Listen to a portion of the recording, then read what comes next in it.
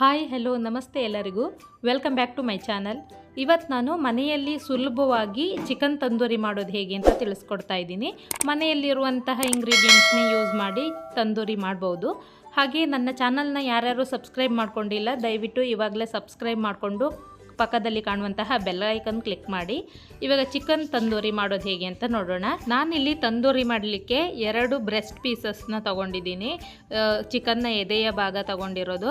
ನೀವು ಮೂಳೆ ಇರುವಂತಹ ಚಿಕನ್ ಲೆಗ್ ಪೀಸ್ ಸಹ ತೊಗೋಬೋದು ಅಥವಾ ಬೇರೆ ಯಾವುದೇ ಭಾಗ ಸಹ ತೊಗೋಬೋದು.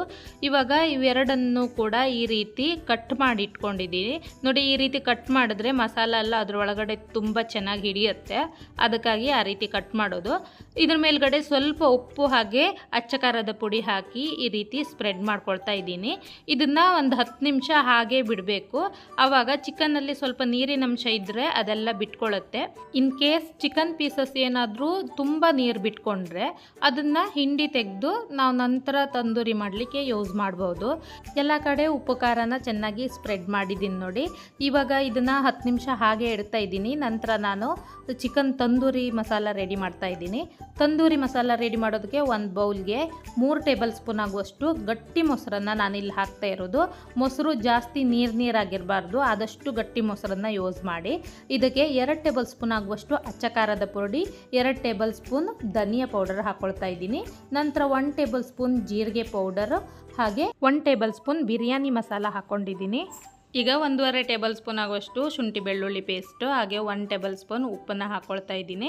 ನಂತರ ನಾನು ಇದಕ್ಕೆ ಅರ್ಧ ಟೇಬಲ್ ಸ್ಪೂನ್ ಆಗುವಷ್ಟು ಕಸೂರಿ ಮೇಥಿನ ಹಾಕ್ಕೊಳ್ತಾ ಇದ್ದೀನಿ. ಈ ರೀತಿ ಕ್ರಷ್ ಮಾಡಿ ಹಾಕೋಬೇಕು. ಸ್ವಲ್ಪ ಹುರ್ಕೊಂಡ್ರೆ ನಿಮ್ಗೆ ಕ್ರಷ್ ಮಾಡೋದಕ್ಕೆ ಈಸಿ ಆಗುತ್ತೆ. 1 ನಿಂಬೆ ಹಣ್ಣಿನ ರಸ ತೆಗೆದಿಟ್ಟಿರೋದನ್ನು ಹಾಕಿದ್ದೀನಿ. ಇದನ್ನು ಒಂದು ಸಾರಿ ಚೆನ್ನಾಗಿ ಮಿಕ್ಸ್ ಮಾಡ್ಕೋಬೇಕು.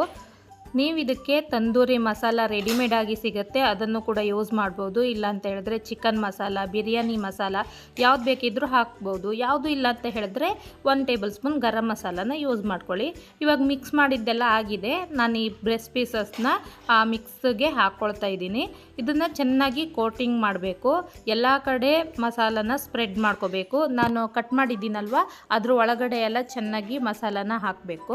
ತಂದೂರಿ ಮಸಾಲ ರೆಡಿ ಮಾಡಬೇಕಾದ್ರೇ 3-4 ಟೇಬಲ್ ಸ್ಪೂನ್ ಅಡುಗೆ ಎಣ್ಣೆನ ಹಾಕೋಬೇಕು.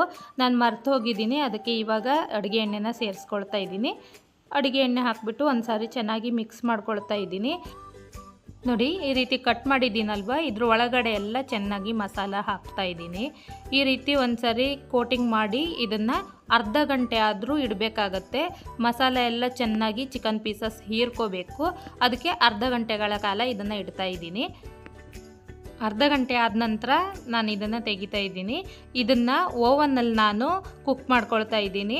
ತಂದೂರಿ ಓವನಲ್ಲಿ ರೆಡಿ ಮಾಡೋದು ಬೇಡ ಅಂತ ಹೇಳಿದ್ರೆ ನೀವು ಪ್ರೀ ಹೀಟೆಡ್ ಕುಕ್ಕರಲ್ಲಿ ಸಹ ರೆಡಿ ಮಾಡ್ಬೋದು. ಇಲ್ಲಾಂದರೆ ಸ್ವಲ್ಪ ಎಣ್ಣೆ ಹಾಕಿ ಕಡಾಯಲ್ಲಿ ಸಹ ತಂದೂರಿ ರೆಡಿ ಮಾಡ್ಬೋದು. ಸದ್ಯಕ್ಕೆ ನಾನಿಲ್ಲಿ ಓವನನ್ನು ಬಳಸ್ತಾ ಇದ್ದೀನಿ. ಈಗ ತಂದೂರಿ ಮಾಡೋದಕ್ಕೆ ನಾನು ಪ್ರೀ ಹೀಟೆಡ್ ಓವನ್ನಲ್ಲಿ ಇದನ್ನು ಇಡ್ತಾ ಇದ್ದೀನಿ. ಇವಾಗ ಚಿಕನ್ ತಂದೂರಿ ರೆಡಿಯಾಗಿದೆ. ನಿಮಗೆ ಈ ರೆಸಿಪಿ ಇಷ್ಟ ಆದರೆ ಮನೆಯಲ್ಲಿ ಒಂದು ಸರಿ ಟ್ರೈ ಮಾಡಿ. ಓವನ್ ಇಲ್ಲ ಅಂತ ಹೇಳಿದ್ರೆ ಕುಕ್ಕರ್ ಅಥವಾ ಕಡಾಯಿಯಲ್ಲಿ ಮಾಡ್ಬೋದು. ಅದು ಹೇಗೆ ಅಂತ ಗೊತ್ತಾಗಿಲ್ಲ ಅಂದರೆ ಕಮೆಂಟಲ್ಲಿ ತಿಳಿಸಿ, ನಾನು ಅದನ್ನು ಸಹ ಒಂದು ಸಾರಿ ವಿಡಿಯೋ ಮಾಡಿ ಹಾಕ್ತೀನಿ. ನೋಡಿ, ಇವಾಗ ಚೆನ್ನಾಗಿ ಚಿಕನೆಲ್ಲ ಎಲ್ಲ ಕಡೆ ಬೆಂದಿದೆ. ಹಾಗೆ ನೋಡ್ತಾ ಇರ್ಬೋದು, ಎಲ್ಲ ಕಡೆ ಮಸಾಲನೂ ಕೂಡ ಕರೆಕ್ಟಾಗಿ ಹಿಡಿದಿದೆ. ತುಂಬ ಚೆನ್ನಾಗಿ ಬಂದಿದೆ. ನೀವು ಕೂಡ ಒಂದು ಸಾರಿ ಟ್ರೈ ಮಾಡಿ. Thanks for watching.